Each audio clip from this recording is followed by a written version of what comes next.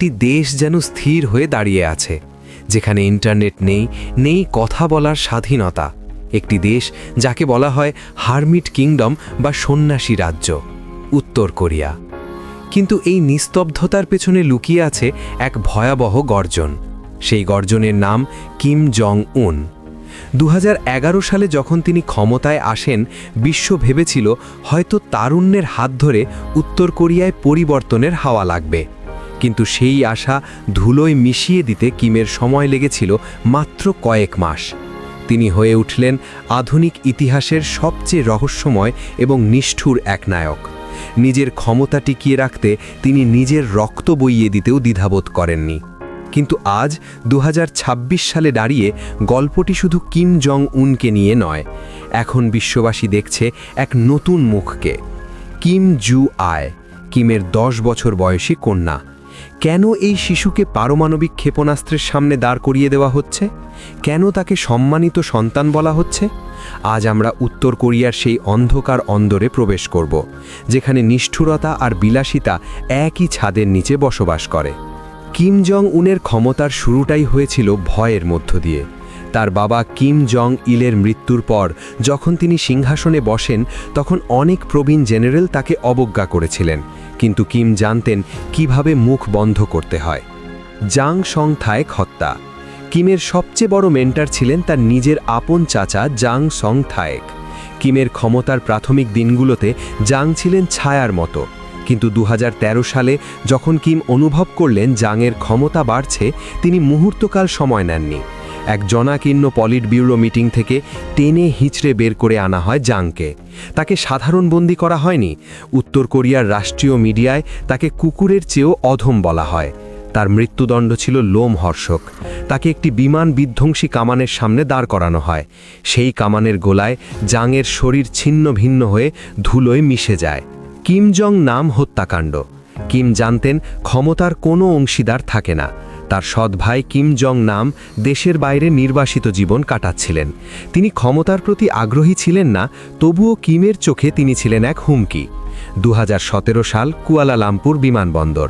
বিশ্ববাসী অবাক হয়ে দেখল কিভাবে একটি হাইটেক কিলিং মিশন চালানো হলো। উত্তর কোরিয়ার সীমানার ভেতরে এমন কিছু জায়গা আছে যা পৃথিবীর কোনো মানচিত্রে স্পষ্টভাবে দেখা যায় না।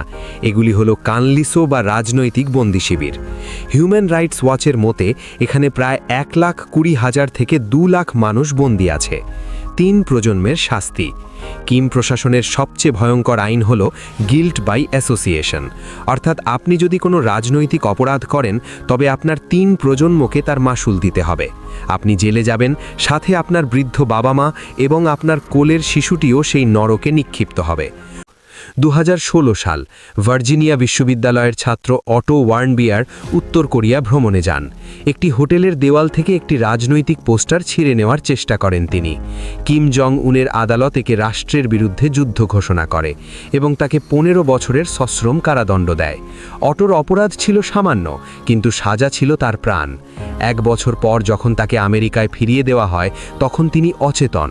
তার মস্তিষ্কে এমন গভীর ক্ষত ছিল যে চিকিৎসকরা বুঝতে পারছিলেন না তাকে কিভাবে টর্চার করা হয়েছে। অটোর এই পরিণতি পুরো বিশ্বকে মনে করিয়ে দিয়েছিল যে কিমের রাজ্যে আইন বলে কিছু নেই, আছে কেবল স্বৈরাচারীর ইচ্ছা।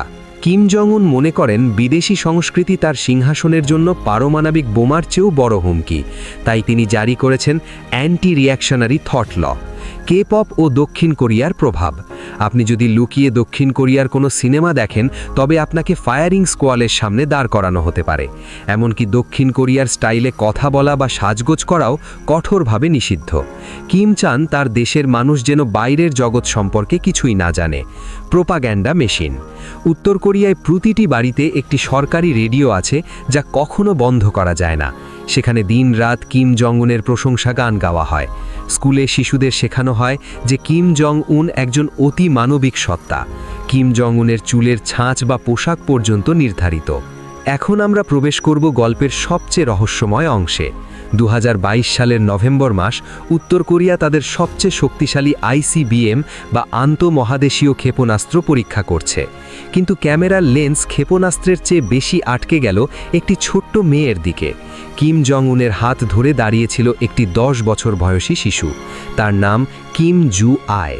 কেন এই শিশুকে পারমাণবিক ক্ষেপণাস্ত্রের সামনে দাঁড় করিয়ে দেওয়া হচ্ছে? কেন তাকে সম্মানিত সন্তান বলা হচ্ছে? আজ আমরা উত্তর কোরিয়ার সেই অন্ধকার অন্দরে প্রবেশ করব, যেখানে নিষ্ঠুরতা আর বিলাসিতা একই ছাদের নিচে বসবাস করে। কিম জং উনের ক্ষমতার শুরুটাই হয়েছিল ভয়ের মধ্য দিয়ে। যখন উত্তর কোরিয়ায় লক্ষাধিক শিশু অপুষ্টিতে ভুগছে, তখন জু আয় পড়ছে কয়েক হাজার ডলার মূল্যের ফ্রান্সের ব্র্যান্ড ডিওরের কোট। তার যাতায়াতের জন্য রয়েছে ব্যক্তিগত লিমুজিন এবং প্রমোদ তরী। তাকে পিয়ংইয়ংয়ের প্রাসাদে বিশেষ গৃহশিক্ষকের কাছে পড়ানো হয়। তার শখ ঘোড়ায় চড়া এবং স্কি করা। তার প্রতিটি পদক্ষেপ এখন রাষ্ট্রীয় মিডিয়া কভার করে।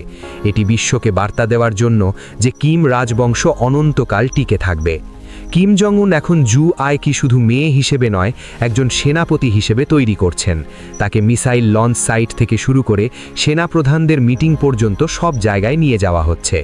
অনেকে মনে করেন কিম জং উনের স্বাস্থ্য হয়তো ভালো নেই, তাই তিনি দ্রুত তার উত্তরাধিকারী নিশ্চিত করতে চান।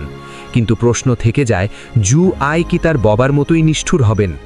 উত্তর কোরিয়ার ইতিহাসে আমরা দেখেছি প্রতিটি নতুন শাসক তার আগের শাসকের চেয়েও বেশি কঠোর হয়ে ওঠেন নিজের ক্ষমতা জাহির করতে। জু আয় এমন এক পরিবেশে বড় হচ্ছেন যেখানে মানুষের জীবনের কোনো মূল্য নেই। তার চোখে পারমাণবিক ক্ষেপণাস্ত্র হলো একটি খেলনা। উত্তর কোরিয়া আজ এক দ্বিমুখী সংকটে। একদিকে কিম জং উনের পারমাণবিক উচ্চাকাঙ্ক্ষা, যা বিশ্ব শান্তিকে হুমকির মুখে ফেলছে। অন্যদিকে সাধারণ মানুষের নীরব কান্না, যা বিভয়ের পারে পৌঁছতে পারছে না।